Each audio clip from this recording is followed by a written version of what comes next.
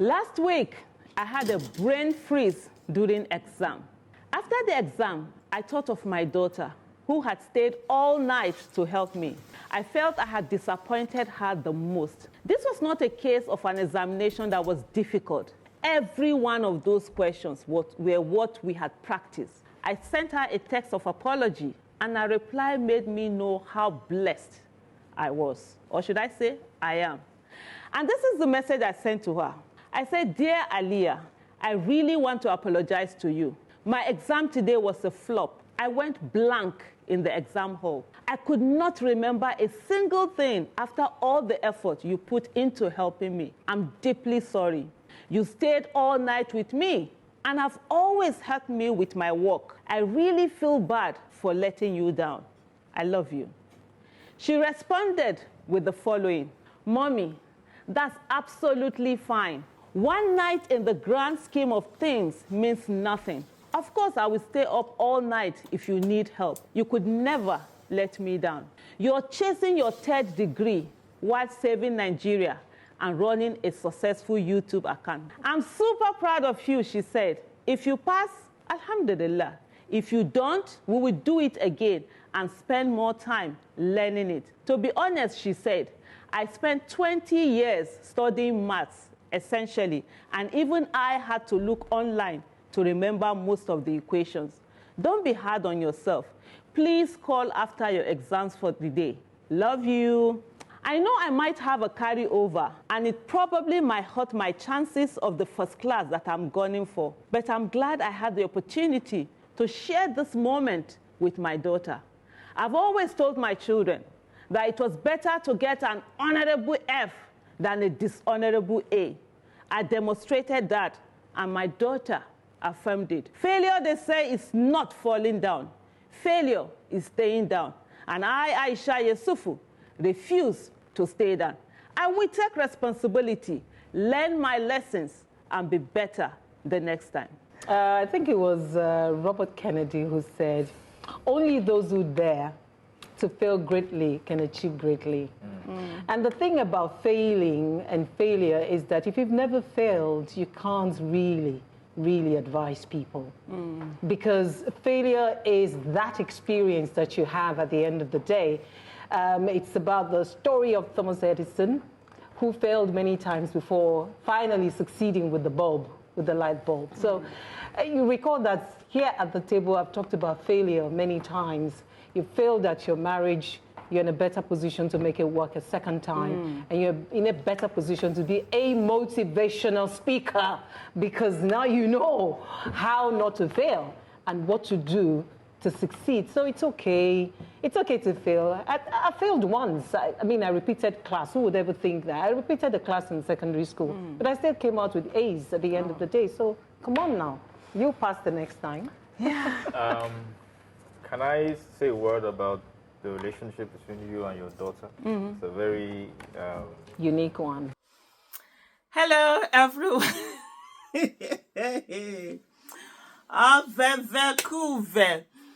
Right now, it looks funny. I can laugh over this thing, but it was such a terrible experience. Oh my goodness.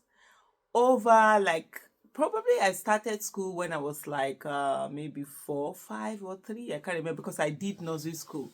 So I've been doing exams for a long time, but this is the worst that I've ever had. No matter how an exam is, that I really, literally a brain freeze. You know, there's this kind of exam that you know the questions are hard. You don't know the exam. Oh, I've had my share of that one. You just don't know that you don't know the exam. I don't have a problem with those kind of exams. You do them, whatever. This one, every single question, I knew it. I had done the calculation. I could look at it, and and sometimes, when you're in exam, I've had that you sometimes have this kind of brain freeze, like everything. Then you just like, okay, calm down. After a while, they start coming in one after the other, one after the other. This one, they didn't come. There were moments where I felt, oh, okay, yes, I'm remembering. Then I start writing, and then it just goes. I'm remembering the calculation. Oh, it's this. Oh my goodness, it's this. Then it just it just go away. Oh, is it standard deviation squared over this? Is it this?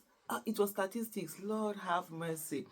And I was looking at these questions and I knew every one of them. I have calculated every one of them. I've worked out them doing all my this thing, and it just didn't happen. After a while, I had 3 papers that day, 1 in the morning and then 2 after.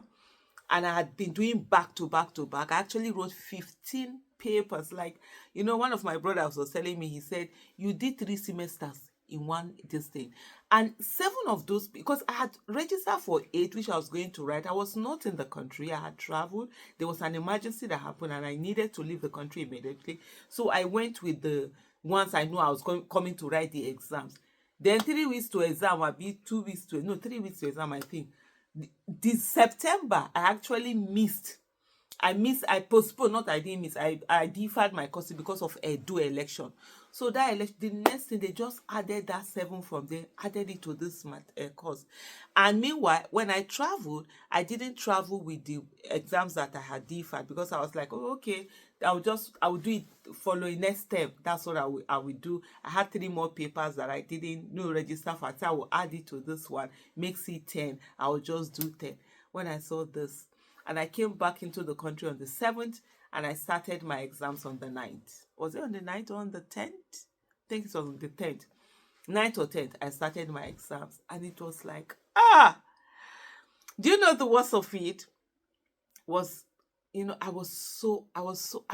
didn't even know whether to be angry. I was really angry at myself. Like, how can't you just remember this thing? And I wasn't really angry. I think I was more sad that this is, and for me, this was something that I should have gotten at least 90% in that exam. And so an exam that I would literally should have gotten like 90%, I was now like, I probably might get an F. And it was so devastating for me. I was like, oh my goodness, I really felt bad. I really felt my daughter. And I sent her those messages and she sent in, those replies. For me, it was just everything really. And it's about, I didn't just see the, you guys laugh at me. So when I came home, so it was in the morning, I came back. So after the first paper, so the driver brought me back home. I did a bit of reading. I just said to myself, you know what, this paper is already done. Don't allow it affect the other, because I had 3 more papers. I had 2 more papers that same day. The second paper, I was going to write 2 papers at the same time. And one of them was mathematics, economics for mathematics. And what was the other one? I can't even remember what was it history of, I can't remember history of economics or something like that. I can't remember what it was now. 2 papers. Then the following day I had a paper. So I said to myself, look, Aisha, you've already failed this one probably. No problem. Don't allow it affect the other. So when I came, I did a bit of reading. My husband was sleeping. And then so I went back. I came back in the evening. And then my husband looked at me and was like, because that's what he does every day. How was the exam? I just looked at him and I just started crying. I tell you, kid you not. I busted into tears. And he just held me. He was like, okay, it's okay.